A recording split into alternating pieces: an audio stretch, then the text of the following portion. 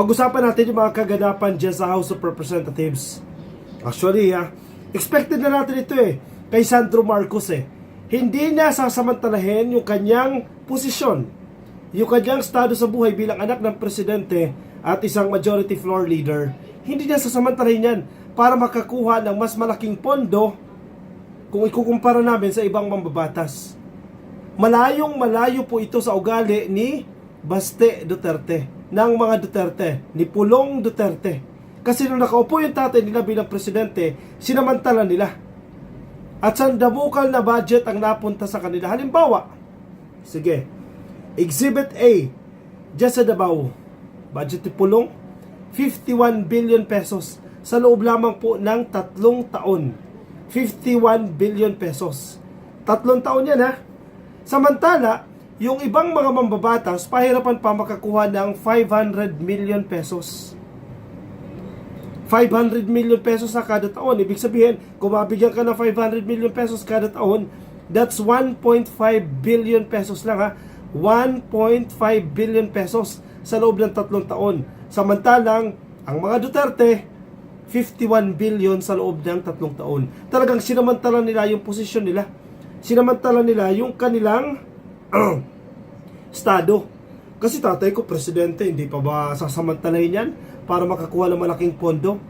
Malayong malayo sila kay Sandro Marcos. Hindi sinamantala ni Sandro yung kanyang posisyon para makakuha ng malaking pondo para sa kanyang distrito. Patas lang. Di ba? Sige, pag-usapan natin ito. May sinasabi kasi si Puno dito.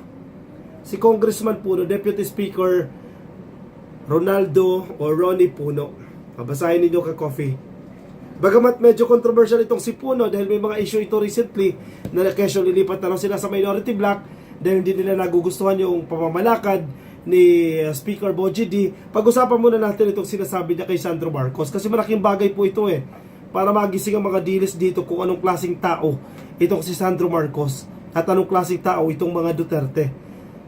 Deputy Speaker, Antipolo City 1st District Representative Ronnie Puno praised, naku masakit sa damdamin yan pinuri ni Ronnie Puno si House Majority Leader Ilocos Norte 1st District Representative Sandro Marcos for not using his stature to benefit from budget allocations.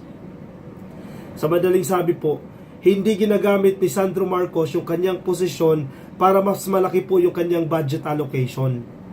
Hindi siya kagaya ng mga Duterte na mapagsamantala. Yan yung hinahanap kong term kanina na mapagsamantala. Gagamitin ang estado, gagamitin ang posisyon para manamantala.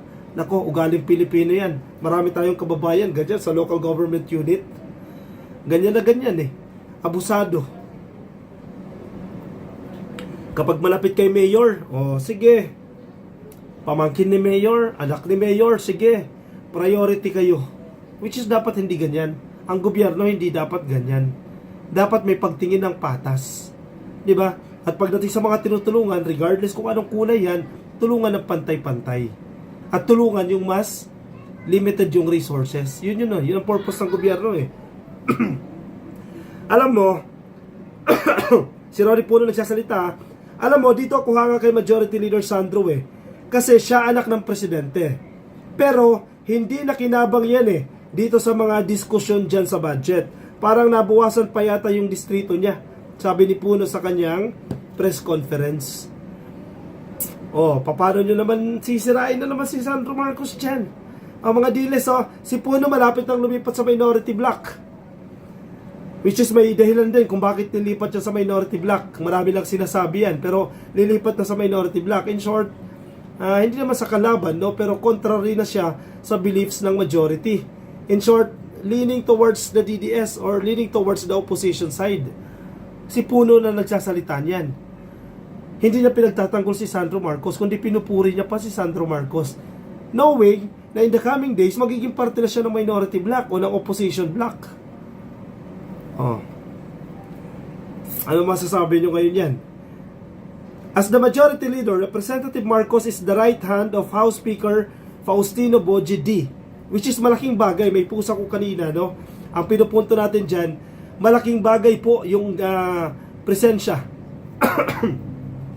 ni Sandro Marcos dyan sa House of Representatives. Yung presence na lang dyan yung pagiging mambabatas niya. Alam mo kung bakit? Yung mga priority bills, yung kanina pinost ko rin yung LEDAC, yung priority bills ng LEDAC, ang titingnan nila 17 out of 52, may matatapos po nila yan bago mag-Lenten break, bago magmahal na araw matatapos nila. Kumbaga, kung ano yung sinasabi ni Sandro Marcos, o kung ano yung pag-uusapan ng LEDAC, kasi hindi lang naman si Sandro Marcos yan focus. Kung kailangan natin itong isabatas, within this time frame, isabatas natin yan. Nang hindi namimilit. Malaking bagay talaga si Sandro Marcos dyan. Siya nga ang tumatayong right hand, kanang kamay ni Speaker Bogie D. Yan ang ibig ko sabihin, leadership by example. Okay, halimbawa, ikaw ang tagapagsalita ng 300 na congressmen, di ba? Dapat siguro inuuna mo yung iba para hindi naman ka maakusahan na sinasamantala mo pa yung iyong katungkulan bilang taga-negotiate para sa kongreso. Di ba? Sabi ni Puno, exactly. Yun dapat Ang tunay na leader, hindi mo unahin yung sarili mo.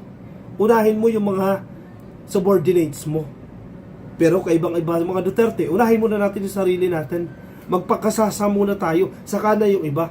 Doon lang sa budget allocation Kaya hindi ako makamove on dyan sa budget allocation na yan Maraming distrito, 500 million lang. May hirap na distrito dyan sa Samar, dyan sa Mindanao, may hirap na distrito.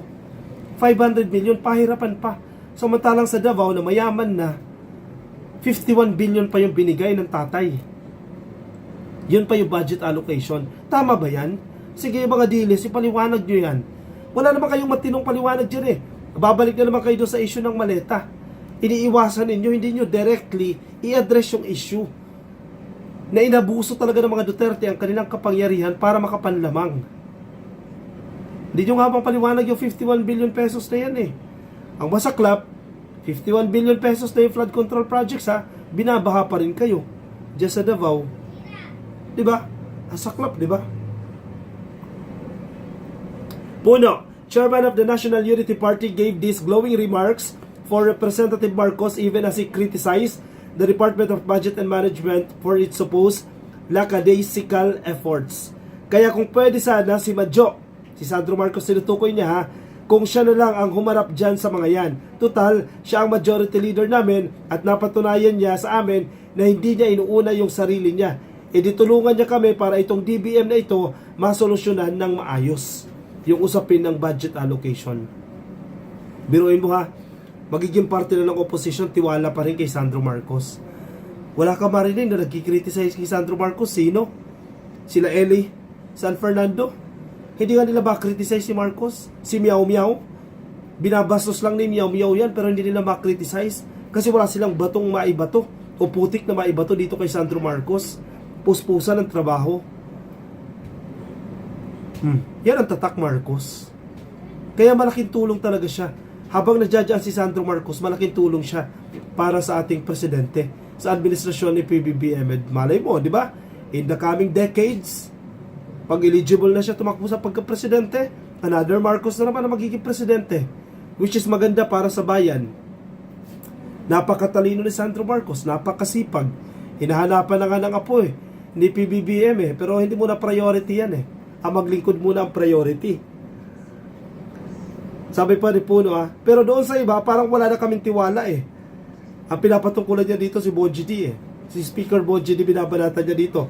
Puno said that out of 41 NUP stalwarts in the House, at least 39 had their budgets in their districts reduced.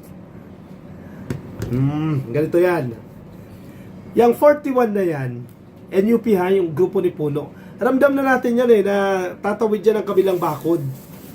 Kasi may pagkano yan Hindi naman lahat pero naninimbang na yung mga yan Kumbaga negosyante din ito palubog na yung bangka patapos na yung administrasyon di ba?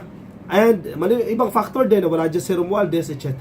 Pero nakikita nila Puno, teka, unti-unti tayong kumambyo. Punta tayo din sa kabila. Kasi remember meron din silang inisyu na press release dyan. Yung patungkol sa hindi sila pipirma pabor doon sa impeachment ni Sara Duterte. Kumbaga marami lang itong dinadahilan si Puno, pero doon na sila papunta. Papunta na sila sa side ni Sara Duterte. Sila yung mga typical na mga political butterflies. Di ba? Yung lilipat sa kabilang side kapag palubog na yung bangka. Di ba? The boat is sinking, you have to transfer to another boat. para mag-survive. Kasi political survival yan. Yan yung grupo ni Puno, isa lang yan. At meron silang dahilan, reduce daw po yung kanilang budget. Kaya nagagalit sila kay Boji D, kay Speaker Boji D. Kaya kumbaga kanina nagpa-presscon, di ba, parang nag-aaklas sila na hindi nila nagugustuhan yung leadership style ni Boji D, nakukumpara si Boji D dito kay Speaker Martin Romualdez, etc.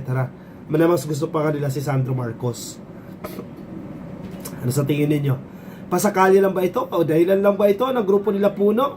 Or talagang DDS talaga itong mga to? Anyway, regardless kung ano man yan, at least malinaw na maganda yung pagtingin nila kay Sandro Marcos kahit they will be part of the opposition soon or in the coming days, at least yan pa rin po yung pagtingin nila kay Sandro Marcos at hindi nila binabastos si Sandro Marcos dyan. While House members' primary task is to create laws, they are also expected by their constituents to deliver programs and projects that bring immediate, tangible benefits to their respective districts. In the same presser, Puno said that the NUP would mull transferring from the majority block to the minority block during the upcoming 6-week Lenten recess. Yes, correct. Pagbabakasyon, di ba? Mahal na araw eh. Pagbakasyon dyan, nag-uusap-usap yung mga yan, nagbi-meeting yung mga yan, minsan lumalabas pa ng bansa yan para magpulong-pulong, gumagawa ng mga alyansa-alyansa. Kasi ang politika ay numbers game yan. Paramihan kayo ng numero dyan, paramihan kayo sa isang partido para may control kayo. Kapangyarihan ang pinaglalabanan nila dyan eh. Hindi natin alam kung anong balak ng NUP, agawin yung House Speakership. Agawin nila kay Boji D pero hindi pa sila magsasaksi dyan. Kasi isa pa rin sa pinakamalakas yan, actually naka-CMD, si Romualdez, pero tahimik lang kasi si Romualdez dyan eh. May mga usapin na nga eh, na kayang-kayang mahilot yan eh. Makakuha ng numbers para ibalik si Speaker Martin Romualdez bilang Speaker, pero tahimik lang siya. Hinayaan niya, sige, si Boji D. Pero nag-iingay dyan sila Puno.